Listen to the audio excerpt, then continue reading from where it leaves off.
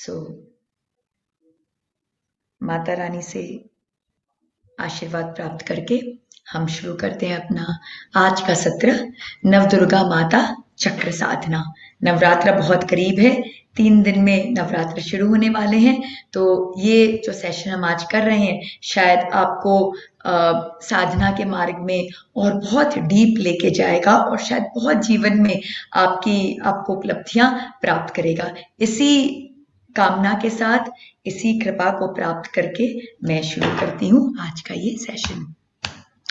तो सबसे पहले 7 चक्र का मैं क्विक, यहाँ पे हो सकता है कई सारे लोग हों जो नए जुड़े हों और उन्हें 7 चक्र का ज्ञान नहीं हो, तो जस्ट 3-4 मिनट के अंदर, बिकॉज डिटेल में अगर आपको समझना है तो आप बहुत सारी जो हमारे यूट्यूब में वीडियोस हैं आप वो वीडियोस वॉच कर सकते हैं। तो जस्ट 2-3 मिनट्स में एक 7 चक्र क्या है उनका हम एक आइडिया दे देते कि जो हमारे अंदर हमारे जो वर्टिबल कॉलम है, तो उसी के अलाइनमेंट में हमारा जो दूसरा शरीर है, हमारा जो प्राणमय कोश है, वहां पे 7 चक्र स्थित हैं। रीढ़ की हड्डी का जो सबसे निचला भाग है वहां पर है मूलाधार चक्र, नाभि से 4 अंगुल नीचे है स्वादिष्ठान, नाभि पर मणिपुर, अनाहत वक्षस्थल पे है अनाहत, कंठ पर है विशुद्धि, दोनों भुवों के बीच में है आज्ञा और यहाँ पे है सहस्रार। ये 7 चक्र हैं जो बहुत ही महत्वपूर्ण है क्योंकि ब्रह्मांड की जो ऊर्जा है वो ये 7 चक्र टैप करते हैं और इसी ऊर्जा के कारण हम अपने जीवन में हर चीज को प्राप्त कर पाते हैं, चाहे वो स्वास्थ्य हो, चाहे वो हमारे इमोशंस हो, चाहे हमारे थॉट्स हो, चाहे हमारे जीवन में कुछ भी हम प्राप्त करना चाहते हो, तो हर चीज हमें ये 7 चक्रों के द्वारा ही प्राप्त होती है। ये जो ऊर्जा टैप करते हैं उन्हीं के कारण हम प्राप्त कर पाते हैं। बट हमारे जन्म जन्मांतर के कर्मों के कारण कई बार ये हमारे जो चक्र हैं वो अनबैलेंस्ड हो जाते हैं, वो ब्लॉक्ड हो जाते हैं या फिर बहुत हाइपर हो जाते हैं, एक्सपैंडेड हो जाते हैं, जिसके कारण वो प्रॉपरली एनर्जीज को टैप नहीं कर पाते और वही कारण होता है कि हमारे जीवन में सारी प्रॉब्लम्स आ जाती है। तो हम चक्र बैलेंसिंग के द्वारा अपने चक्रास को बैलेंस करते हैं और हम अपने जो एनर्जी, जो लाइफ फोर्स एनर्जी है, उनको हम बैलेंस करते हैं ताकि हमारे जितने भी शरीर हैं, चाहे वो अन्नमय कोश हो, मनोमय कोश हो, ज्ञानमय कोश हो, वो प्रॉपरली पोषित हो सके। तो सबसे पहला हमारा चक्र है मूलाधार चक्र। मूलाधार चक्र लाल रंग का है और इसके 4 पेटल्स हैं जिनके ये बीज मंत्र है वम शम शम सम, और जो मूल मंत्र मूलाधार का वो है लम। फिर आता है हमारा स्वादिष्ठान चक्र जो नाभि से 4 अंगुल नीचे है, ये है ऑरेंज कलर का, ये जल तत्व से बना हुआ है और इसका जो मेन मंत्र है वो है वम, और जो 6 पेटल्स हैं उनका जो मंत्र है वो है बम भम मम यम रम लम। और फिर आगे हमारा मणिपुर चक्र जो अग्नि तत्व का है, नाभि पर स्थित है और येलो कलर का है, इसके 10 पेटल है। मूल मंत्र जो है वो है रम और 10 पेटल्स के जो बीज मंत्र है वो है डम ढम णम तम थम दम धम नम पम थम। और फिर हमारा है अनाहत चक्र जो कि ग्रीन कलर का है, वायु तत्व का बना हुआ है और इसके 12 पेटल्स हैं। इसका जो बीज मंत्र, मेन बीज मंत्र है वो है यम, और जो 12 पेटल्स के जो मंत्र है वो है कम खम गम घम अंग चम छम जम झम यम टम ठम। और फिर उसके बाद आ गया हमारा विशुद्धि चक्र जो यहाँ कंठ पर स्थित है और ये ब्लू कलर का है, इसके 16 पेटल्स हैं। जितने भी 16 स्वर वर्ण है वह यहीं पे अंकित है। मेन जो मंत्र है वह है हम, और जो 16 स्वर वर्ण है वह है अम आम ईम ईम उम उम रीम रीम रिम रिम एम ऐम ओम औम अंग। और फिर यहाँ पर है दोनों भुवों के बीच में आज्ञा चक्र जिसका जो बीज मंत्र है वह है ओम, और जो 2 पेटल्स हैं उनका मंत्र है हम और छम। और फाइनली यहाँ सहस्रार में जो चक्र है वो है सहस्रार चक्र, और या ये 1000 पेटल्स का है, पर्पल कलर का है, और इसका जो मेन मंत्र है, जो बीज मंत्र है वह है ओम। तो ये था 7 चक्रों के बारे में। अब आज फर्स्ट टाइम आपको मैं ये बताना चाहूंगी कि ये 7 चक्र के ऊपर भी 2 और चक्र हैं। जैसे सही मायने में बोलो तो मैं भी उन्हें समझने की कोशिश में ही हूँ। ये बहुत हाई लेवल चक्र है और साधना के मार्ग में आगे बढ़ते बढ़ते इनका ज्ञान बढ़ता जाएगा। अभी तो जस्ट मैं इतना ही आपको बता पाऊंगी कि हमारे सहस्रार से 2 इंच के करीब ऊपर हमारा एक और चक्र है, जो 8वां चक्र है, और उससे थोड़ा सा ऊपर हमारा एक और चक्र है जो हमारा 9th चक्र है। और ये 2 चक्र जो है वो बहुत पावरफुल चक्र हैं। तो ये था चक्रों के बारे में। अब हम समझेंगे माँ दुर्गा के जो 9 रूप हैं उनके बारे में हम समझने की कोशिश करेंगे। तो सबसे पहले हम प्रार्थना करेंगे नव दुर्गा माता को। मैं चाहूंगी सभी अपने हाथ जोड़ लें और माता रानी से प्रार्थना करें। प्रथमं शैलपुत्री च, द्वितीयं ब्रह्मचारिणी, तृतीयं चंद्रघंटेति, कुष्मांडेति चतुर्थकं, पंचमं स्कंदमातेति, षष्ठं कात्यायनीति च, सप्तम कालरात्रीति, महागौरीति चाष्टमं, नवमं सिद्धिदात्री च, नवदुर्गा प्रकीर्तिता, उक्तान्येतानि नामानि ब्रह्मणेव महात्मना। तो ये है नव दुर्गा माता के 9 नाम। सबसे पहली जो माता है वो है शैलपुत्री माता, द्वितीय माता है ब्रह्मचारिणी माता, तृतीय माता है चंद्रघंटेति माता, चौथी माता है कुष्मांडे माता, पांचवी माता है स्कंद माता, छठी माता है कात्यायनी माता, सातवीं माता है काल रात्रि माता, आठवीं माता है महागौरी माता, और जो 9वीं माता है वो है सिद्धिदात्री माता। तो ये 9 माताओं से नवरात्रि की संरचना हुई है। हर दिन नवरात्रि के एक अधिष्ठात्री माता है। जैसे पहले दिन की जो अधिष्ठात्री देवी है वो शैलपुत्री माता है, दूसरे दिन की अधिष्ठात्री देवी ब्रह्मचारिणी माता है, तीसरे दिन की अधिष्ठात्री देवी चंद्रघंटेति माता है, चौथे दिन की अधिष्ठात्री देवी कुष्मांडी माता है, पांचवें दिन की अधिष्ठात्री देवी स्कंद माता है, छठे दिन की अधिष्ठात्री देवी कात्यायनी माता है, सातवें दिन की अधिष्ठात्री देवी कालरात्रि माता है, आठवें दिन की अधिष्ठात्री देवी महागौरी माता है, और जो 9th डे है उनकी जो माता है वो है सिद्धिदात्री माता। अब एक और बात आपको बताना चाहूंगी कि जैसे कि नवरात्रि के 9 दिन की एक एक अधिष्ठात्री देवी है, उसी तरह से हर एक अधिष्ठात्री देवी एक चक्र से जुड़ी है। तो जो पहली देवी है शैलपुत्री माता, उनका वास है हमारे मूलाधार चक्र में। जो हमारा फर्स्ट चक्र है जो यहाँ पे आप देख पा रहे हैं, रेड कलर का मूलाधार चक्र, यहाँ वास करती है शैलपुत्री माता। फिर ब्रह्मचारिणी माता वास करती हैं हमारे स्वाधिष्ठान चक्र में, जो हमारे नाभि से 4 अंगुल नीचे है। और फिर मणिपुर चक्र में वास करती है चंद्र घंटा माता। और फिर अनाहत चक्र में जो वक्षस्थल पे स्थित है वहां पर वास करती है कुष्मांडा माता। फिर विशुद्धि चक्र जो यहाँ पे कंठ पर स्थित है वहां वास करती है स्कंद माता।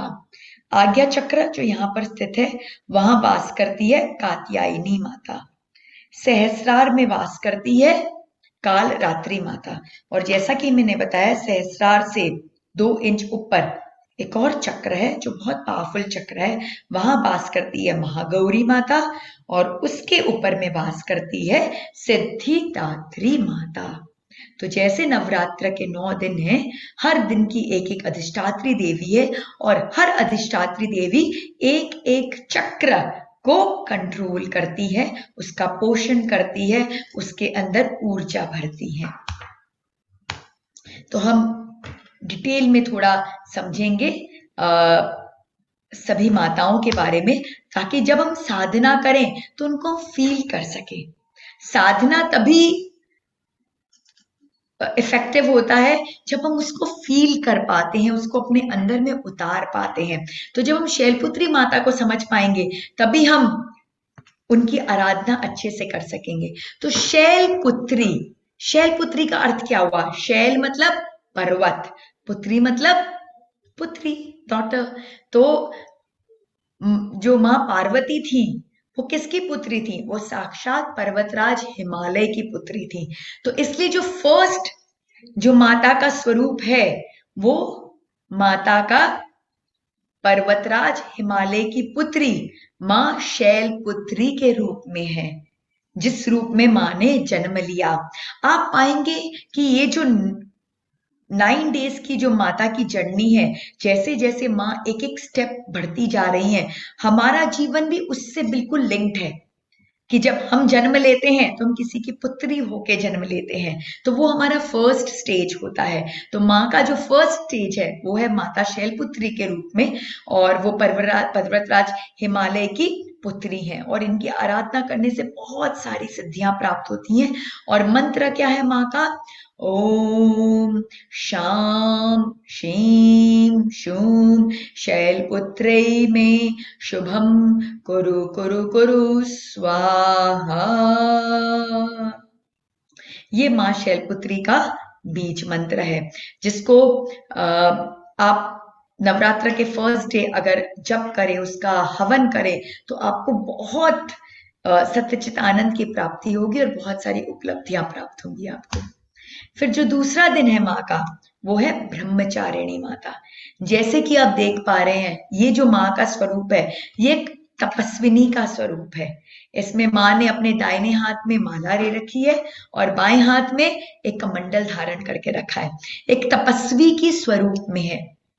इसके पीछे भी एक कथा है कि जब माँ का जन्म हुआ था तब साक्षात नारद जी गए थे वहां पर, और उन्होंने बताया था कि जो माता आई है हिमालय जी के पास में, वो एक्चुअल में माँ सती का स्वरूप है, और इनका जो उद्देश्य है वो है भगवान शिव की प्राप्ति करना।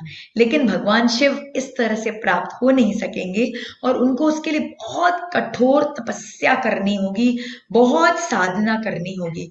तो माँ ने बहुत हजारों हजारों वर्षों तक बहुत तपस्या की, बहुत साधना की, ब्रह्मचर्य का पालन किया। ब्रह्मचर्य का मतलब है जो ब्रह्म का आचरण है, जो शाश्वत आचरण है, जो अति श्रेष्ठ आचरण है, उन्होंने वो आचरण को फॉलो किया, इसीलिए उनका नाम पड़ा ब्रह्मचारिणी माता।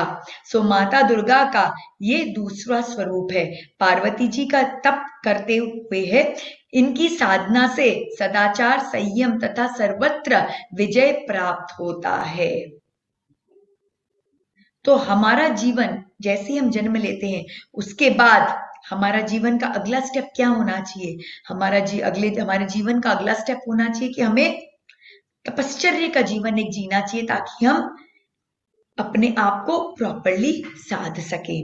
तो माँ का मंत्र क्या है? माँ का मंत्र है ओम ब्राम ब्रीम ब्रूम ब्रह्मचारिण्यै नमः। ये ब्रह्मचारिणी माता। उसके बाद है चंद्रघंटा माता। तो जब माँ ने अथक परिश्रम किया, साधना की, तपस्या की, तो उनको किसकी प्राप्ति हुई? उन्हें साक्षात शिव भगवान की प्राप्ति हुई, और तब उनका ये तीसरा स्वरूप आया जो अत्यंत ही सुसज्जित स्वरूप है।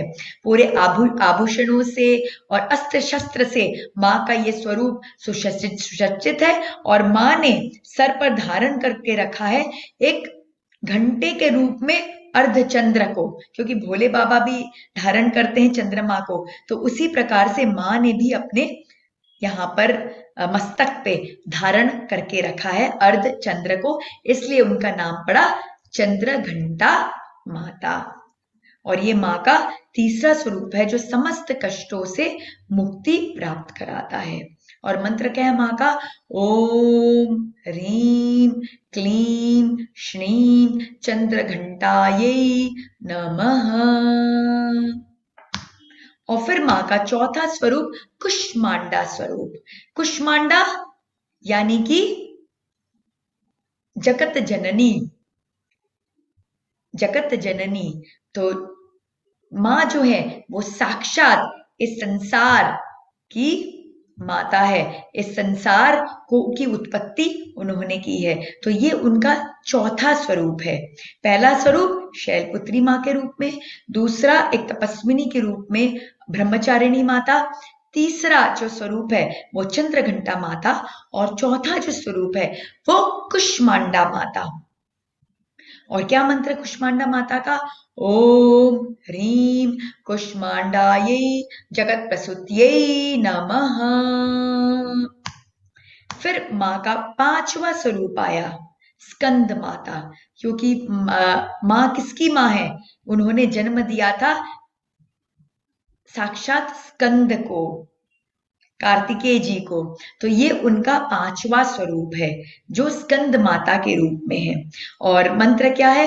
ओम ह्रीं सः स्कंद मात्रे नमः। और फिर माँ का छठा स्वरूप आया जिसे कहते हैं कात्यायनी स्वरूप। और ये स्वरूप क्योंकि जो ऋषि कात्यायनी थे उनकी पुत्री के रूप में उन्होंने माता को का वर्ण किया था, इसलिए इनका स्वरूप माँ कात्यायनी का स्वरूप है। और मंत्र है ओम ह्रीं श्रीं कात्यायन्यै स्वाहा।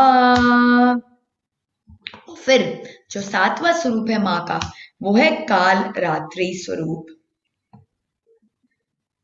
और ये जो स्वरूप है माँ का बहुत विकराल स्वरूप है। आप जैसा देख पा रहे हैं माँ का जो रंग है वो बिल्कुल डार्क है, बाल भी खुले हुए हैं, हाथ में इस तरह के अस्त्र शस्त्र हैं और वो सवार भी है खच्चर के ऊपर में। तो ये स्वरूप क्या बताता है? ये स्वरूप यह दर्शाता है कि माँ विकारों का नाश कर रही हैं। तो ये जो 7वें दिन का स्वरूप है जहां पे माँ का वास यहाँ पर सहस्रार में होता है, वह स्वरूप हमारे सारे विकारों का नाश करता है। और मंत्र क्या है? ग्लौम हूम ऐं ह्रीं श्रीं एहि एहि कालरात्रि आवेश आवेश प्रस्फुर प्रस्फुर सर्वजन सम्मोह सम्मोह हुम फट स्वाहा। और फिर एक बार जब सारे विकार हमारे समाप्त हो जाते हैं तो फिर क्या होता है? फिर हमारे अंदर एक कांति आ जाती है, हम बिल्कुल उज्जवल हो जाते हैं, हम चमकते हुए हो जाते हैं। तो ये जो माँ का स्वरूप है महागौरी स्वरूप, काल रात्रि स्वरूप से अगला स्वरूप माँ का क्या बना? महागौरी स्वरूप। और वो स्वरूप कहाँ वास करता है? सहस्रार के ऊपर में, क्योंकि इस स्वरूप में माँ ने सारे विकारों का नाश कर लिया है। और ये अष्ट स्वरूप है माँ का, 8वें दिन का स्वरूप है महागौरी स्वरूप। और मंत्र क्या है? ह्रीं गौरी रुद्रदयते योगेश्वरी हुम फट स्वाहा। और फाइनली जो लास्ट 9वां स्वरूप जो माँ का है वो है सिद्धिदात्री स्वरूप। ये स्वरूप जो है सारी सिद्धियों को प्राप्त कराने में सक्षम है। और मंत्र है ओम ह्रीं सः सिद्धिदात्रे नमः। तो आप देखिए कैसे माँ का पूरा ट्रांजिशन हुआ है, और यही ट्रांजिशन हमें हमारे जीवन में भी लेके आना है। हमारा पहला स्टेज क्या है? शैलपुत्री। दूसरा स्टेज ब्रह्मचारिणी। तीसरा स्टेज शिव भगवान की अर्धांगिनी के रूप में चंद्रघंटा। चौथा स्टेज जगत माता के रूप में कुष्मांडा, 5वां स्टेज स्कंद माता, 6ठा स्टेज कात्यायनी, 7वां काल रात्रि। और यहाँ पे जब सारे विकारों का नाश हो जाता है तो जो 8वां स्वरूप है वो यहाँ पर महागौरी, और फिर जो फाइनल स्वरूप है वो है सिद्धिदात्री, जो हमें सारी सिद्धियों को प्राप्त कराने में सक्षम है, हमें मोक्ष मार्ग में अग्रसर कराने में सक्षम है। तो ये माँ के 9 स्वरूप थे और माँ के ये 9 बीज मंत्र थे, और माँ का जो एक एक स्वरूप है वो जुड़ा हुआ है हमारे एक एक चक्र के साथ।